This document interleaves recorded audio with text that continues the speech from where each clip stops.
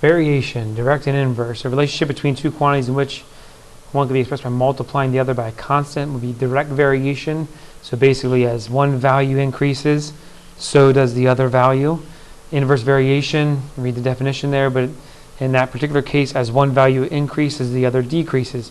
There's many applications here, direct and inverse variation. Probably something you've heard in science class. I know Mr. Null covers it in econ with supply and demand. So some of these problems might not look familiar today because we're just going to do the algebra side of things.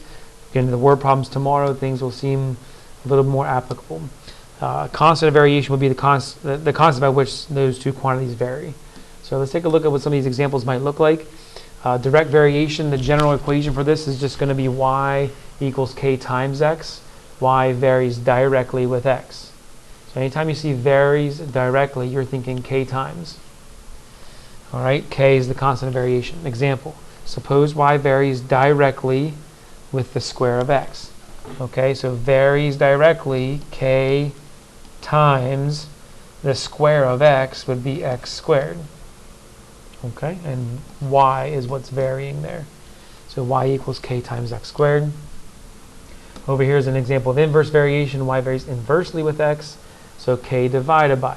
Varies inversely, k divided by.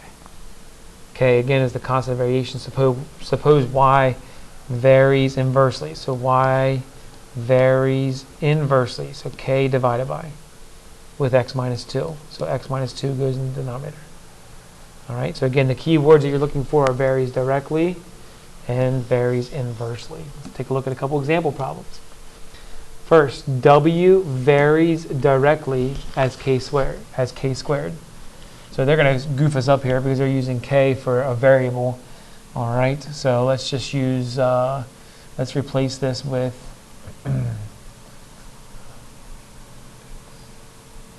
replace this k with an x so we don't get too confused. Okay, so y varies directly with x squared. So w varies directly, k times x squared. If w is 75 when x is 5, find w when x is 2. So we need to first find the constant of variation when given the information provided. So w is 75 when x is 5. So if I solve that particular equation for the k value, I'll get 25, divided by 75. So k is going to be 3.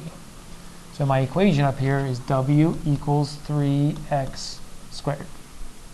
Now I can use that information to find w when x is 2.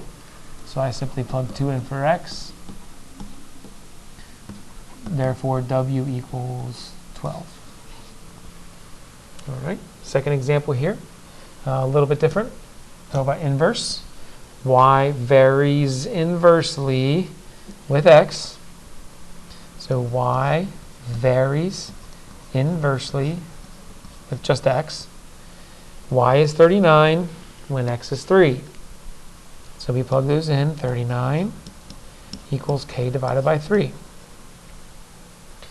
Which means k is going to equal 117. So my equation actually says y equals 117 over x. And it's asking me to find y when x is 11. So I plug 11 in for x. All right. And y is going to end up being, that's going to be a decimal answer, 10.63 repeating. You could leave it as an improper fraction. You could say 117/11 if you wanted to. Again, these are just the algebra side of this. Tomorrow we're going to talk about word problems where we relate, quantities with labels and such. Make a little bit more sense, be a little more relatable till then. Try one more example here. What happens when we have both going on in the same problem, because that's another type that we will see especially tomorrow. If y varies directly, so y equals k times the square root of x, and inversely. with z. So inversely with z. Both are happening at the same time. So it's varying directly with the root x and inversely with the z all at the same time. So when x is 9, z is 5, and y is 6, find the constant of variation. So I plug those numbers in. 6 equals k root 9 over z, which is 5. And then I solve this for k. So 5 times 6 is 30. 30 equals k times 3. So k is 10. So my actual equation then, when I plug my constant of variation in, is y equals 10 root x over z.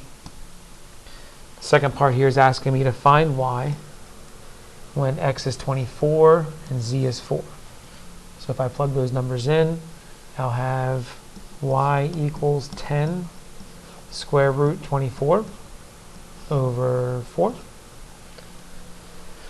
Root 24 can be reduced. If I'm trying to reduce this with no decimals, I would end up with what? Let's see here.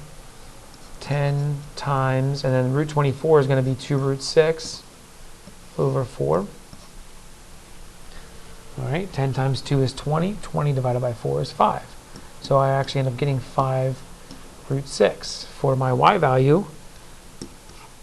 Of course, if you used your calculator, all right, because you weren't looking for the exact answer, then you would have got y to be 12.25. So typically the hardest part that students have is getting this equation. You know, reading the question, underlining, you know, your varies directly, inversely, so forth, what it's varying with, reading carefully enough to see that this has square root, not square. Things like that are going to help us.